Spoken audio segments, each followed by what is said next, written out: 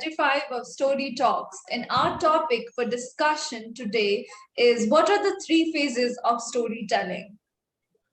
Uh, Storytelling has these three phases, which we call as excavating, phase one, uh, crafting the story, phase two, and finally narrating or presenting the story, which is the phase three. Now, what is excavating? Excavating, as the word means, basically it means digging the story, finding the story. Excavating actually starts with story listening, as it helps you understand the structure of stories, and it also becomes a kind of an inspiration for you to write your own story. Uh, Excavation also helps you identify the purpose and timing of telling the story. Why are you telling the story after all? And what is the right time to tell the story? Like I say that every story has its time, but every time has its story.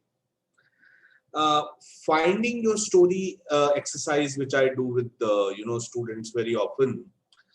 This is an exercise actually for excavation, where students do fill a questionnaire or do an exercise to find out the major influences on their lives, and how these influences, teachers, parents, or class fellows have shaped your beliefs and your character.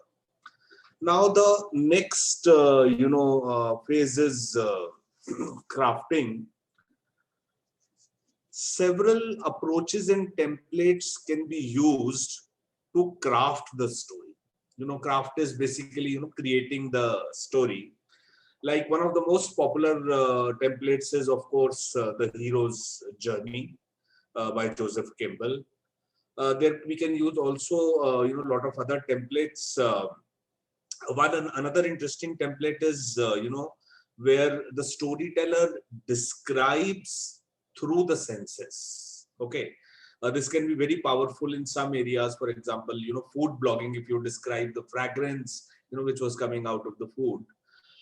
So the senses, the sight, the hearing, the taste, the smell, and touch, it leads to listeners creating their own experiences. So when the storyteller is describing, the beauty of the mountains or the beaches, then the audience also starts, co-creating, imagining that story in their own minds.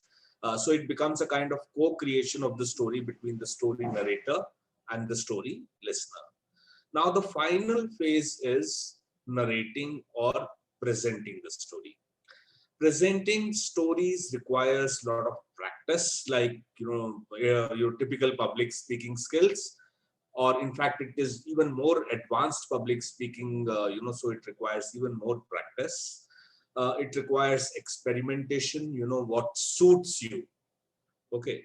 Then improvisation, and finally a little bit of courage, because sometimes sharing your own story actually requires courage, because you may be sharing your mistakes, your failures, your vulnerabilities, so that also requires courage.